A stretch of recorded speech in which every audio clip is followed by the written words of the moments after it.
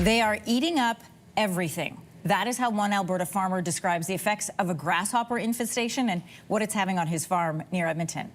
This goes hand in hand with a story that we told you about last week when we saw several municipalities in Alberta declare a state of agricultural disaster because of drought.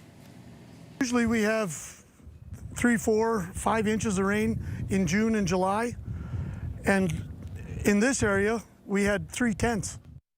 So as crops suffer from a lack of moisture, they become more susceptible to poor yields and to pests. So here with us this morning to discuss the impact of this infestation on towns and farms is Dan Johnson. He's a professor of environmental science at the University of Lethbridge. Thanks for joining us. Thanks, Anne-Marie. I'm glad to be here. So first of all, how is this grasshopper population tied directly to hot, dry conditions? It's not only tied to hot and dry, but it's tied to extreme weather. I went through 30 years of data for Edmonton and St. Albert. And July 2024, when the population is set up for the following year, it was the warmest July on record in those 30 years and the driest. So that is perfect condition for at least 2 of these species of grasshoppers that have become pests. And they did explode on target. When we use words like explode or infestation, what does that actually mean? Like, what does that look like on the ground? It means rapid reproduction in the fall and late summer, healthy overwintering, and then hatching in the spring, so large numbers come out. Now, normally, grasshoppers might only lay 10, 20 eggs, but these species lay up to 200 and more. Wow. So even if they have a 10% survival, they're on their way. They have 1 generation per year, but that 1 generation can look like a lot more because they do jump up rapidly if they have that warm, dry condition at the right moment of their life cycle. So this is all about extreme weather, and extreme weather we're getting a little more often as we go. Let's zoom in on St. Albert for just a moment. That city saw a particularly intense outbreak in July. So what were they seeing on the ground? My understanding is it didn't just, this infestation just didn't live on the farms. It was in the city as well.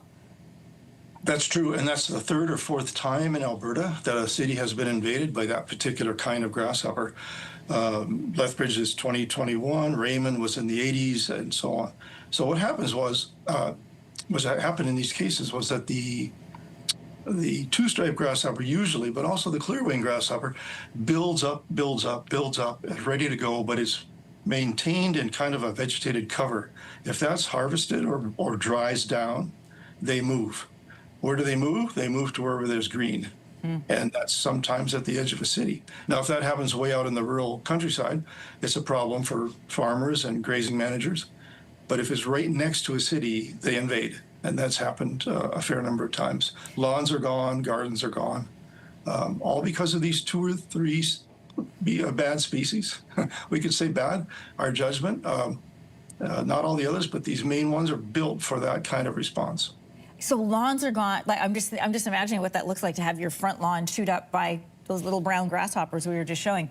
You've said it's the 2-striped grasshopper. That's the main culprit behind all of this destruction. So what sets this pest apart from the more harmless grasshoppers we typically see in backyards or the more destructive locusts that can also hit hot, dry areas? Well, the 2-striped grasshopper is a big fat thing that has a broad diet and eats a lot. The clear-winged eats only on grass, feeds only on grass and wheat and barley. The Brunners, which is in the north, in the St. Albert area, but not in the south, feeds mainly on broadleaf plants. So they each have their little style of feeding, but they're all big eaters. And sometimes the migratory grasshopper comes into the mix, but typically it's these main species. We don't actually have real locusts. Locusts change their form, so they look very different when they have an outbreak. They occur in Africa, and they're actually limited by moisture. They need a rain in order to take off. Here in Canada, they need hot and dry. You talked about these being big eaters. Correct me if I'm wrong, but from what I understand, 10 grasshoppers per square meter can consume up to 60% of vegetation. What does that look like on farms that are already being impacted by crop stress? Yeah, that's highly dependent on weather. If it's warm and dry and they're mature grasshoppers, they can do that.